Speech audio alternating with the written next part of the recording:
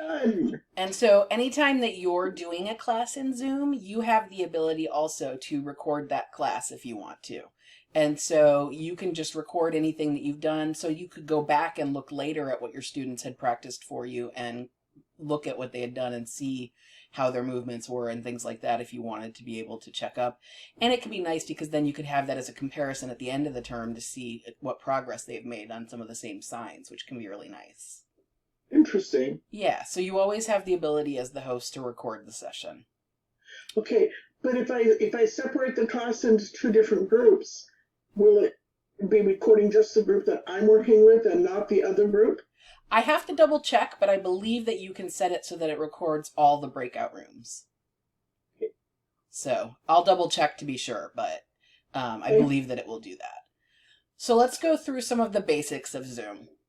The first things you figured out yourself, which is how to turn on your video camera and how to turn on the microphone, right? So the mute button and the video button. Now, when you're the host, those buttons will have a little arrow next to them so that you can make setting choices for the other people who are using it too. So for example, I can say whether or not everybody comes in automatically muted, which I tend to do, for example, once I've started lecturing, I like it to be muted so that the students aren't coming in talking while I'm already talking. And that way they just unmute themselves when they have a question that's legitimate for the class and not just their, background noises at home and whatever. You can also make it so they have to turn on their camera like by themselves. It doesn't just automatically pop to video. That can be nice if you don't know, what kind of clutter they might have in their space or when they're ready for the camera to be on them and stuff. Give them a chance to turn it on themselves. I kind of like to do that because people, I think, like that independent control a little bit. So the next thing that you have a chance to control when you're setting up a meeting, so here I'm going to pull up my Zoom, and this is one of those things that you won't necessarily be able to see as well, although I am going to share my screen with you. So you'll see at the bottom of your screen, there's a green button that looks like an arrow kind of, and it says share screen. And I'm going to be doing that. And when you put it up, it's going to give you an option to share your entire screen or what they call the whiteboard, which is a whiteboard that you can use your mouse to scribble on if you want to. I'm going to share my whole screen. But because of the way that Zoom is set up, you guys will only be able to see the background screen stuff. You won't be able to see the Zoom window that I have open. So that's just kind of a weird thing. But the other video that I'm recording right now will be saving that for you. So later you'll be able to look back on it and see it. Does that make sense? It's a very beautiful picture. Okay, good. Thank you. I love this beach. On the Windows 10 that I have, this came as the automatic screensaver, and it changes to a different picture every time it goes to sleep. So they're all nature pictures, which I like. So one of the things that you can control in your Zoom is in the settings, you can control whether or not people automatically are able to log into the screen or whether they have to go to a waiting room first like you guys did today. Now, if you are going to be, starting your meeting a couple minutes early, but maybe not quite ready to talk to students yet, it's a good idea to have a waiting room and they can gather there and then you can click the admit button when you're ready for them to actually come in. But if you don't care if they slowly trickle in while you're working on stuff and getting ready, then it's okay to just let them come in. So it's up to you which you prefer. So that would be when you were setting the meeting itself. So let me close down settings here, actually. That would be if you were going to, schedule a meeting. If I click on schedule, it pops up, and this is the part that you can't see, I guess. So I'm actually going to do this a different way. I'm going to go onto the website, because on the website,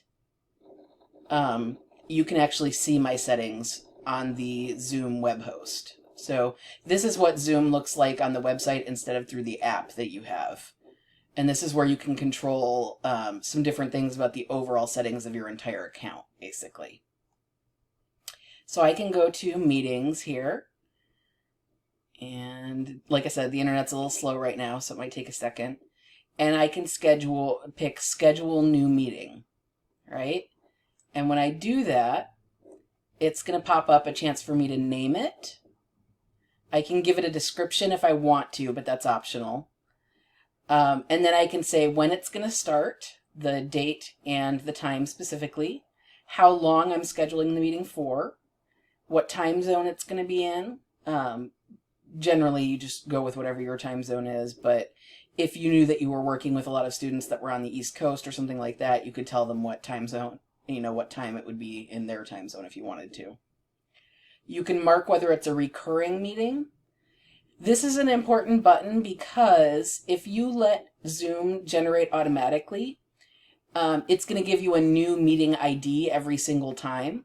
Whereas if you say a recurring meeting, you can keep that same ID without having to give anybody your personal meeting ID. Now, the only reason you wouldn't want to give anybody your personal meeting ID is because of this security thing that's been happening called Zoom bombing. And that is where people have started trying to hack other people's Zoom accounts in order to get in and show material that they don't want. So there was an incident at a middle school where they were having a classroom Zoom meeting and somebody hacked in and showed pornographic images on the screen. So you want to, as much as possible, keep your Zoom information private, just so that only the people that you expect to get in are getting in. And yes. So what you're saying is that what you want to do is to hit the one that says reoccurring meeting, because that leaves it as the same number all the time. That is what you can do if you want to, if it's going to be for a class that's repeating and you don't want them to have to get a new number from you every single time. Yeah. Okay. That's what I do for my class. But Okay. it still isn't my personal ID meeting. It's just one that's generated specifically for that class that reoccurs. Okay, so my Monday night class that happens every week at the same time, I can hit the recurring meeting and it would open up. It won't open up by itself, but it will keep the information there. Otherwise, as soon as the meeting is over, the information goes away if you don't have the reoccurring meeting thing set up for it. All right.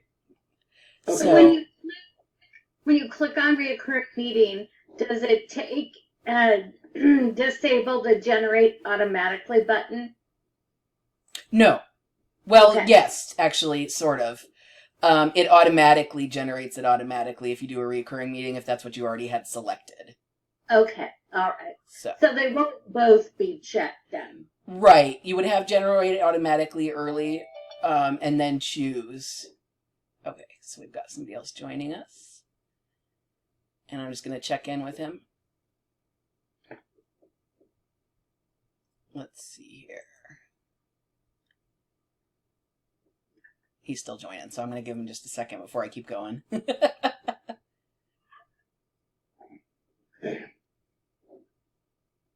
Okay, I think.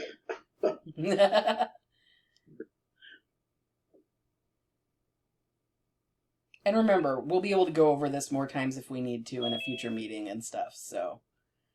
Hi, Brian. Just so you know, you're muted and your video's not showing at the moment, so you can choose to turn either one of those on. They're at the bottom of the screen.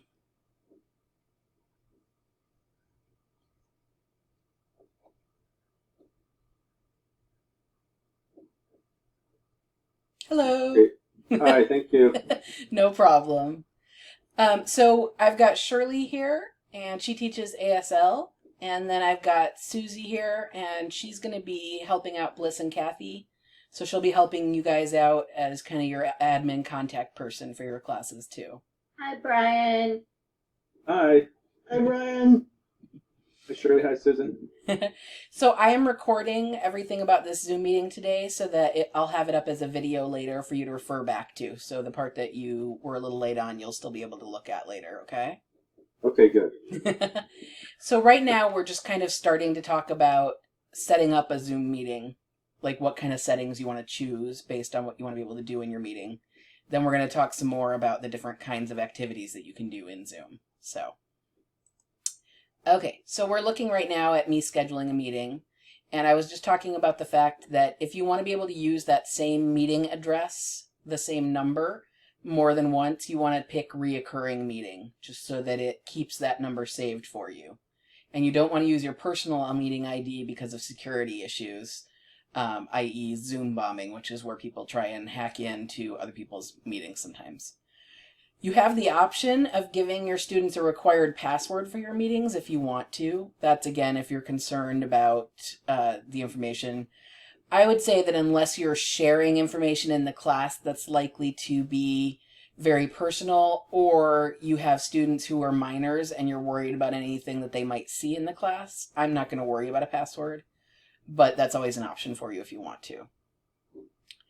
Then you have some options about the video. So you can choose whether the host's video starts automatically turned on or off. And you can choose for the participants whether they start automatically turned on or off. I tend to leave it off because I like to wait until the moment that I'm ready to click the camera on, because I like to know as soon as it's like showing me to people. So that's my personal choice, but you can choose whichever one is easier for you. If you're the kind of person who's maybe going to forget to turn them on, then you might want to just have it set to be on automatically. But like I said, that's up to you. I also, for audio, will leave telephone and computer audio because that works for whichever situation your students are in.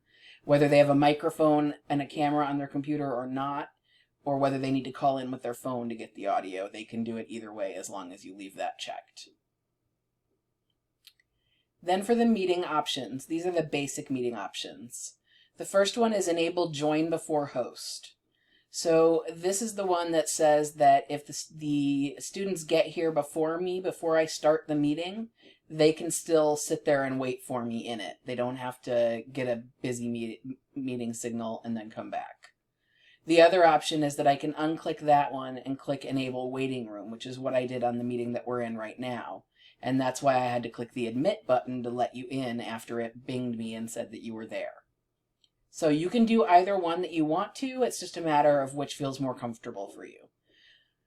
One thing that you should know too that's really nice is that you can do a Zoom meeting with nobody else in it. So you can practice that way. You can be the only person in your Zoom meeting. And if you want to, you could call in, for example, on a smartphone and on your computer so you could see what it looks like from two different points of view, and where one is the host and one is not. And that way you could kind of get a feeling for how it feels when you click different buttons in it and stuff like that. So you can also choose only authenticated users can join. If you click that, it means that people have to be logged in with their lanecc.edu email. Now, some of your students might not originally have had those, but we're going to be working to get them ones, I believe, so that they can log in that way as is.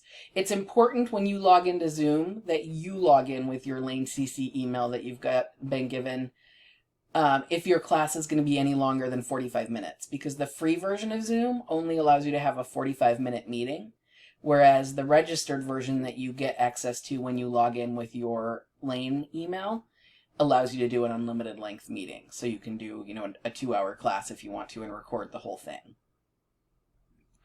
And then again, just for security purposes, it's better for us if you're logged in through the lanecc email, because it gives you some access to the firewalls and stuff, which are going to protect you more too. So, you have the ability to tell it to record the meeting automatically in the cloud, which means that as soon as you open the meeting, it will just start recording. And then when you end the meeting, it will end the recording. If you want to do that, that's absolutely fine. I generally like to choose when I start the recording because people want to chit-chat at the beginning, and maybe I don't want that on the informational video, but if you start your class right on time and you start right into class and don't have that chit-chat period, then go ahead and just set it to start recording automatically if you want to. All right, there is no requirement that the class be recorded, is that correct? There absolutely is not. I usually do it if I think that I'm teaching something that students are going to want to reflect back on. So if I'm doing, say, a demonstration that they may want to be able to access more than once, or if they're demonstrating something for me that I want to be able to reflect back on and grade at a later point, those are the times when I'll typically record it. Or like this training where I want you guys to be able to use it as a training tool later when you're actually making your own Zoom meetings. So, but no, there is no requirement for you to record them. And if you do record them, you want to just take into account telling everybody, don't share personal information and stuff like that in them. Do I need to get consent for them from them if I record. So remember when I started recording it and it popped up that thing for you that said she's going to record, do you want to continue? That is your consent, because that is Okay. recorded, and it's them giving their approval to be recorded in this session. Okay. So you can also include it in your syllabus. Some sessions may be recorded.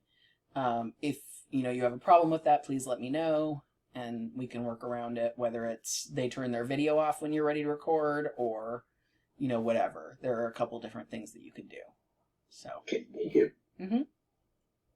and you can add alternative hosts. So for example, if Susie and I were going to be both leading a training together, then I would make her an alternative host, and that would give her the same ability to control things in the meeting as I have. And you can make anybody else that you want to just by putting in their email that they're logged in with. So those are the basic kind of setting up your meeting things that you can control.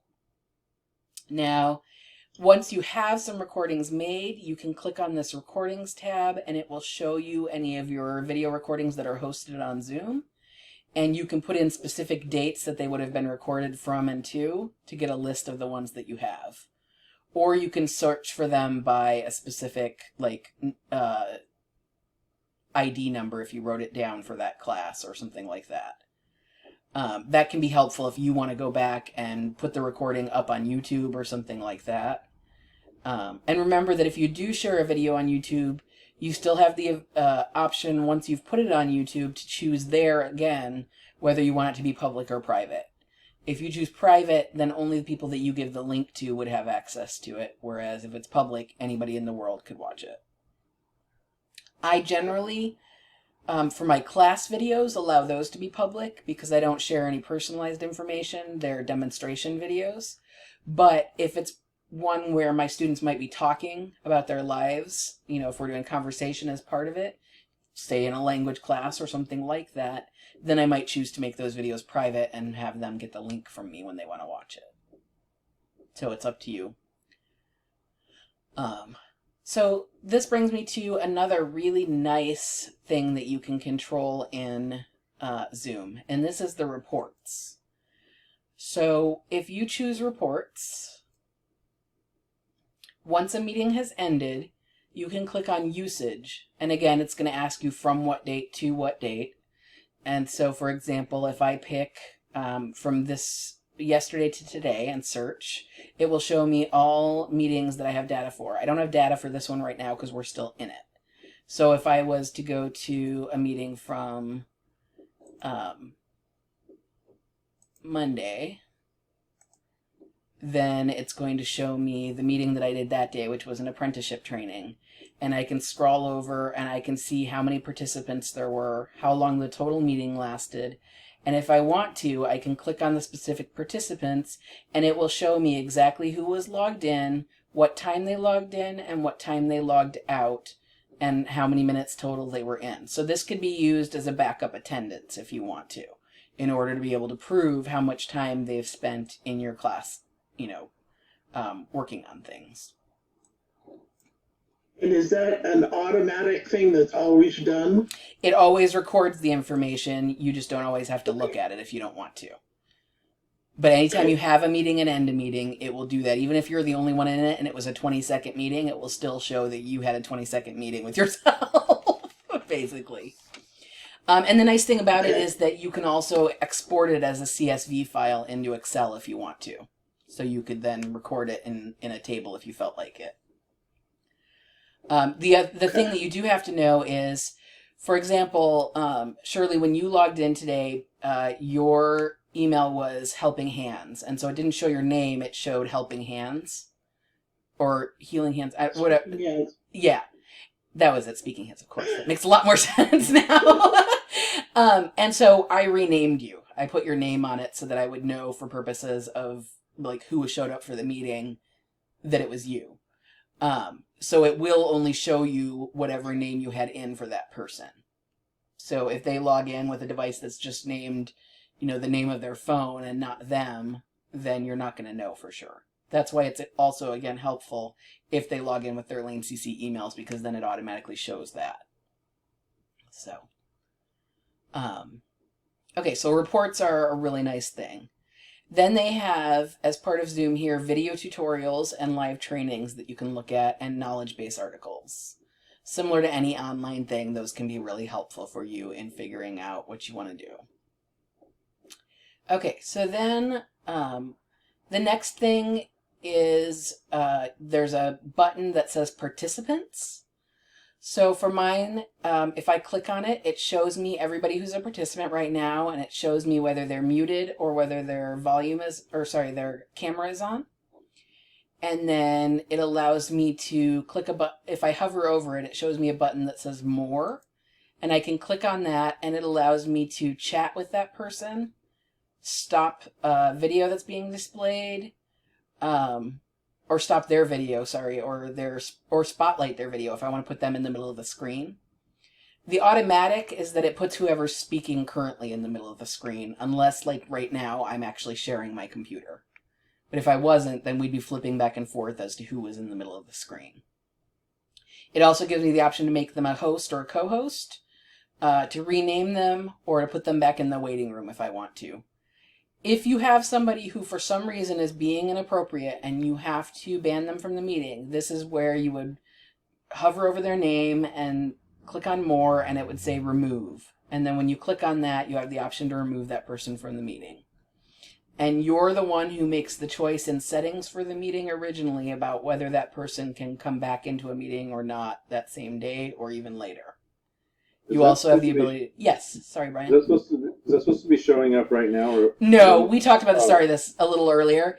One of the problems with recording Zoom is that when I'm trying to show you things about Zoom, Zoom is designed not to show you my Zoom because it's supposed to show you my background screen. So I'm recording it also with a screen capture, which means that later I'll have a video that'll show you all the buttons that I'm clicking. Right now you're just kind of hearing it, unfortunately.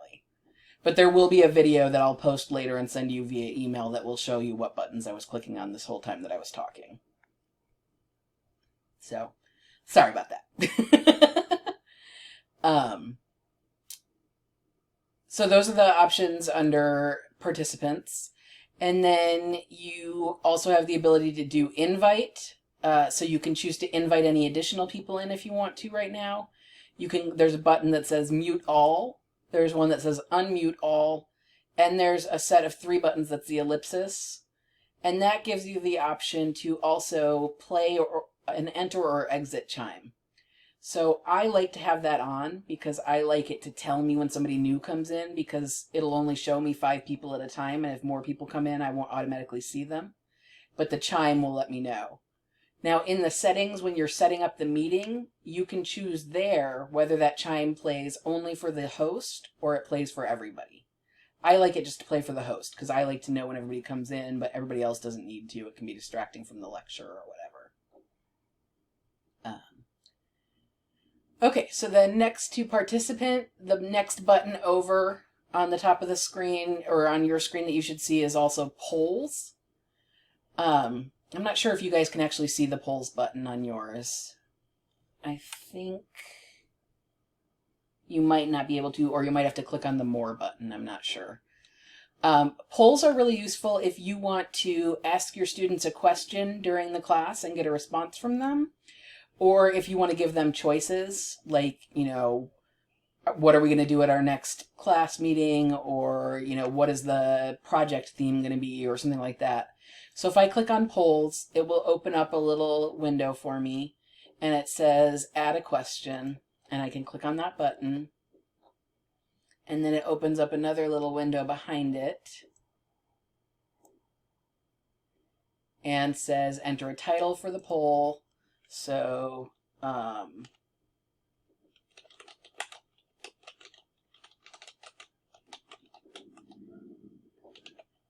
and I'm just putting in a question that makes no sense. It doesn't really matter.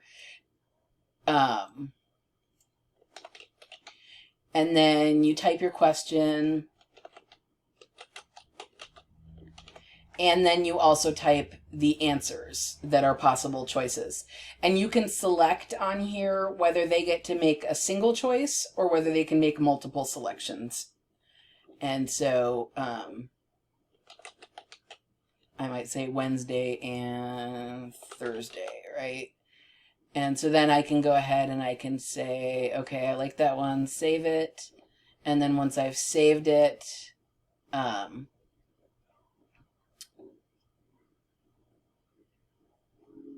can add it. Oops, no, sorry, that adds another one. I have to...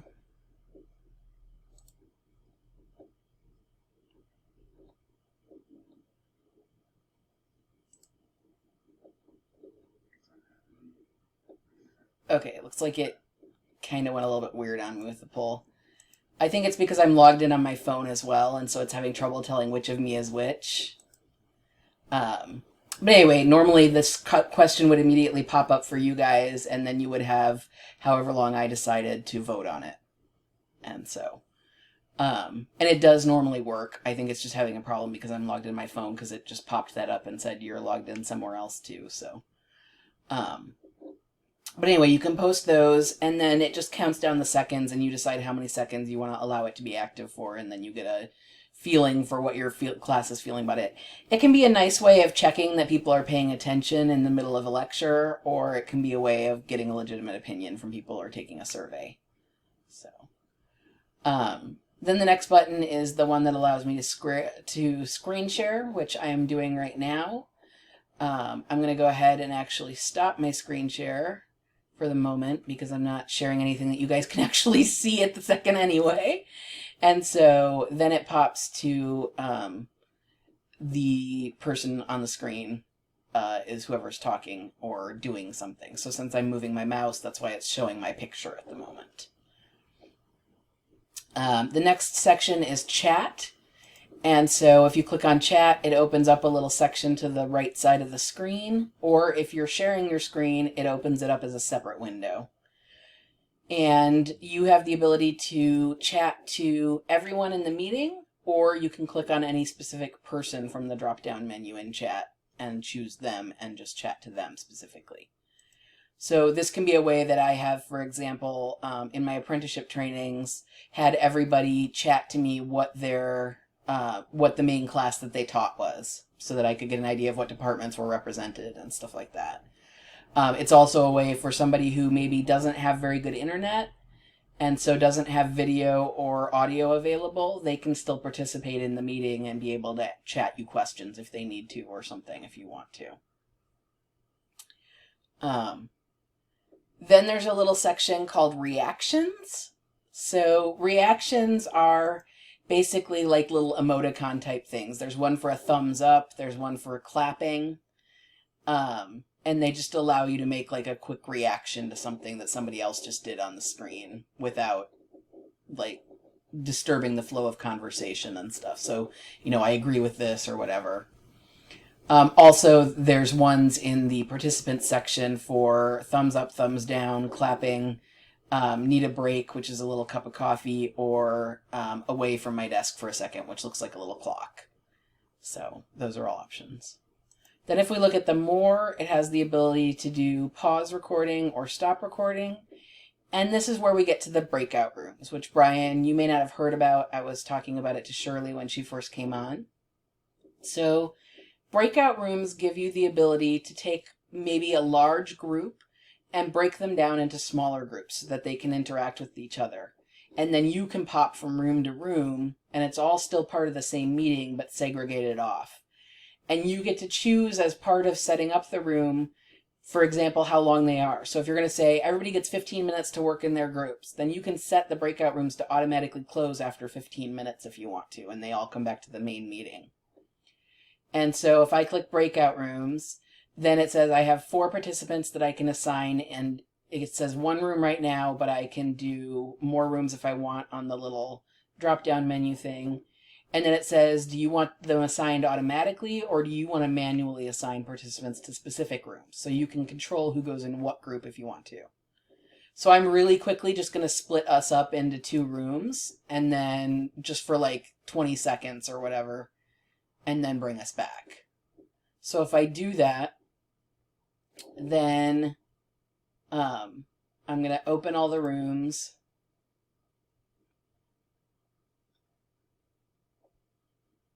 So I have to join, right? Yeah, so you choose join to go into that room.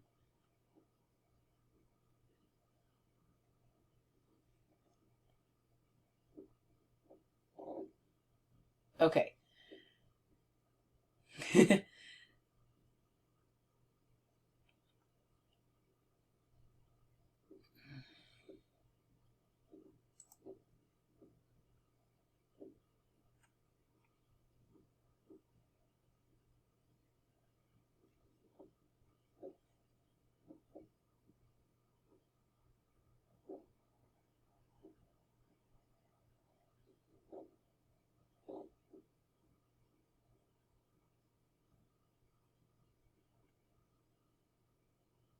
I got impatient and left. That's fine.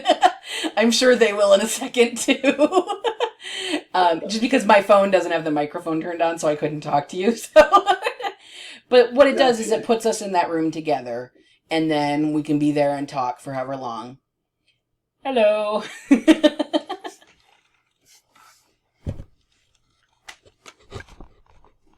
And we've got Brian still, so he'll be back in just a second because it'll stop. It's got like 5 seconds left, and then. But the nice thing is you can set it so that it gives them that 60-second warning that says that the break room is, or the breakout room is going to close. And as the host, you can join whichever of those rooms at any given time you want to, and then come back to the main room.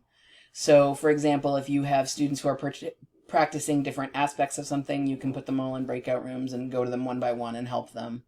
And then everybody comes back to the main room and you talk about it, or, go on with the rest of your lecture or whatever it is that you want to do. So they're really useful for breaking a large group into smaller groups to do different activities and that kind of stuff. Or kind of private meetings, basically, if you want to be able to give one-on-one attention to people and stuff like that. Or even just small group attention to people.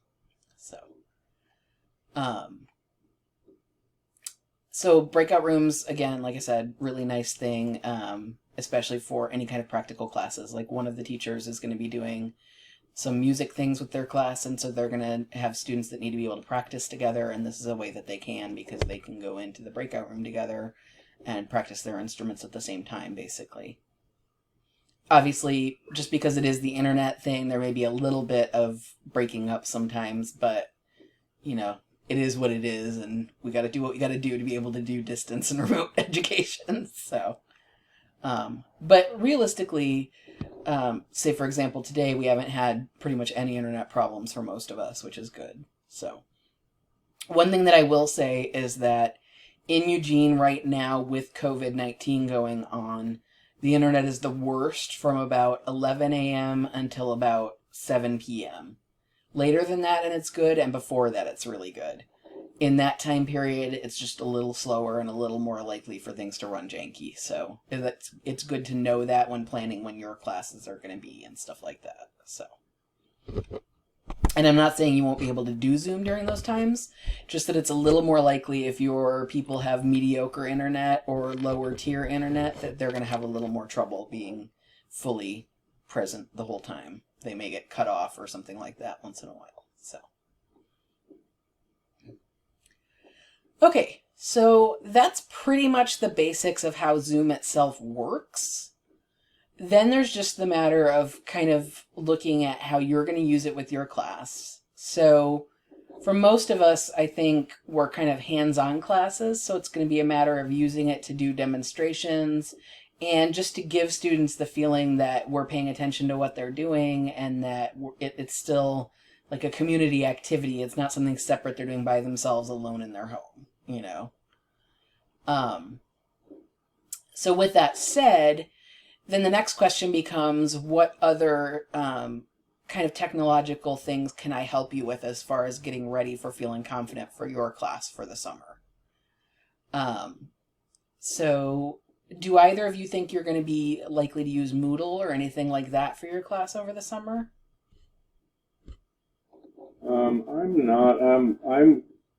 My classes are going to be pretty simple. I've been doing this for Yaymaker for our paint night. Mm-hmm. And basically I'm just going to come on, and right here I'm going to have a canvas that's finished and a canvas that's blank, and walk them through step by step, and they're going to follow along. And if they have any questions, then they can unmute themselves. If they want to have the video on, they can.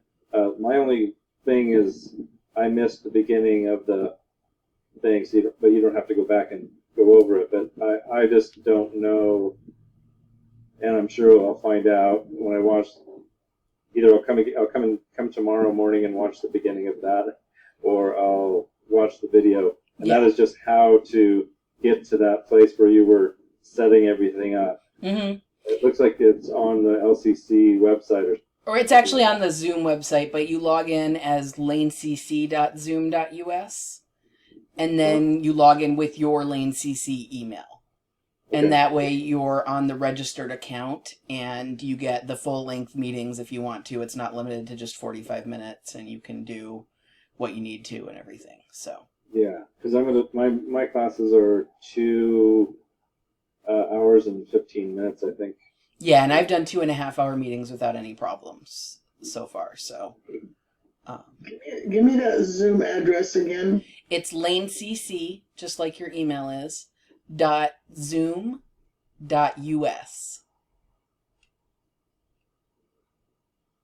Okay, and then I use my L number And password to log in. to log in. Mm-hmm. Okay. And that's if you want to be able to control your settings or look at the reports of your class and that kind of stuff. But just to do a Zoom meeting, you can just go like you did today, where you went in and clicked on it in that app, and that works just fine. And you can start your meetings for your classes from there if you want to, once you've set up on the website how you want all of your meetings to be run. It's okay. Remember, I said that I'll be available to help you out with these anytime we need to. I want you to try it once or twice yourself. And you can even invite me to join you in a meeting that you're the host of if you want, so that we can see how that goes sometime. And that way we can try things out if we need to. Like, I will be around. I'm not just throwing you out into the ether and saying, okay, this was your help. They've hired me to help you guys with what you need to actually get your class functional or feel comfortable with it. So. Okay. So when I get the list of students that have registered for my class, how do I put them into the system? Or does the system already have that? What you'll do is that you will create a meeting, and when you schedule a meeting, one of the things it'll have there is a thing that says copy invite. And you'll copy the invite, and then you'll just go into Lumens and make an email to your students, just like you would any other term via roster, right? Have you done that before? Okay. So that might be something that I help you specifically with. And so we could do a little Zoom meeting of our own on how to do that. And Brian, have you done that before at all? I've emailed well, I don't know about what I was using, but I, the website where you go and you take attendance and stuff. Yeah, that's Lumens. That's exactly where. Lumens. And I've used that to do attendance. So you would just do a group email to it says email roster, basically, or email class. And in that class, you would just paste the invite that you had copied, and it would have the meeting room that they need to click on and everything. And that's all you have to do. You don't have to do it like specially or anything. You just have to send them the email that says this is the meeting ID number that we're going to be meeting under. Does that make sense? So to set it up, I go to the where do I go to set it up? To set up the meeting itself. The meeting so in your Zoom app, you can go right on the home screen, and it says schedule, and you'd click on the schedule button. Is that where you were showing us in the beginning? That's the main website. That's not the app specifically. You can also schedule through that. It's just typically easier to do it through the app. But the website allows you a little bit more control over the fine details of advanced meeting setup. So, so where do I go to set up the meetings, the classes? Okay, let me see if this will show up on your Yeah, it doesn't show. Actually, let me see if I. Is there an email that tells all this stuff? Or, I have a little video on YouTube that shows you how to log in, but this video will show you, the one that I'm going to be posting of today will show you my screen side as well. So you'll be able to see all the details about what you need to do. So Okay. you would go, I'm going to open the screen right now that you would use. And so, in the video, you'll be able to see at this point, you'll be clicking on schedule a new meeting. And when you click on it, it's going to open this thing that, again, you guys unfortunately can't see right at this second. And it looks just like the one on that web page, basically. And it says, what date is it going to be? Is it going to be recurring or not? To generate it automatically. Do you want a password? Whose video is going to be on? Are they going to choose audio? And then at the bottom, it says advanced options. And that's where you can choose whether you want to automatically record the meeting in the cloud or not. And then you'll say schedule. So I just showed that. So now when you watch this video tomorrow, or as soon as I get it posted on YouTube and send you guys the link, then you'll be able to look at it and know exactly how to schedule that meeting for yourself. So you're going to send us the link to that? To this video as soon as it's posted, yeah. I'll send it to you guys as an email. I'll try to get it up tonight, but sometimes when this time of day the internet's slow and it's hard to upload a video, so it might be tomorrow before you get it, but you will get it, definitely. And then after this, it'll just be a matter of kind of playing with Zoom a little bit yourself for the next, week or two, see how it feels, and then email me and say, I'd like to set up another meeting to follow up with questions that I have about how I'm going to do this or how I'm going to do this. And then we can go through that. And surely that would be a time where I could show you how to access Lumens if we need to, in order to be able to get into your class roster and stuff like that if you haven't done that before. Sounds ideal. Okay. So I think we're at a good starting space. You guys have at least a basic understanding of the most common uses of Zoom right now, which I think realistically are mostly going to be what you're going to be using. And like I said, I'll have a video posted, and it will make a lot more sense on the video when you can see what's on my screen as well as what's on your screen. So I apologize that Zoom doesn't let us do it that way now, but I tried aiming my camera at my computer screen, and it made a reflection of like 20 layers going back of the camera. So it just wasn't going to work. So this was the best method. All right. Okay. So I think we're going to go ahead and end this meeting here. And, put it down for an hour for the time that we had today. And then, like I said, I'll get that meeting, the video posted as soon as I can. Yes. Does that mean we're putting this meeting on our timesheets? I believe so. Susan, do you know for sure about that? I don't. I'm trying to think if I remember what. I will email Bliss, and I'll include that in the email when I send you the link and let you know whether you need to or not, okay? Just so we're sure. Either way is fine. I've been enjoying the unemployment, quite frankly. Yeah. Well, she may not be planning to have you guys. I don't honestly know how it works for you guys. I just know I'm getting paid for it, but then I'm doing the training, so. Okay. So yeah, I'll we check. don't want to mess up your unemployment either. Yeah, well, not for an hour. That would just be silly. Yeah, so, for sure. Yeah. So maybe we'll all just agree to not mention anything about it unless somebody asks. I'm so close to being done, it really doesn't matter anymore anyway, so. Yeah. It'd be nice to at least get that little bit. Mm-hmm. Okay. So yeah, I'll send you out that email as soon as I get the video posted, and that way you guys will be able to follow up with that. Do a little playing around yourself. Brian, it sounds like you've already got a little bit of a head start. You've used it a few times at least already. And then when you do come up with questions, that's a good time to email me, and you can always CC Susan just so she's in the loop as well about what help people are getting and stuff. And if you want to participate and you can't get a hold of Shalimar, just email me and she can do a practice meeting with you too, yeah. I'll be a guinea pig.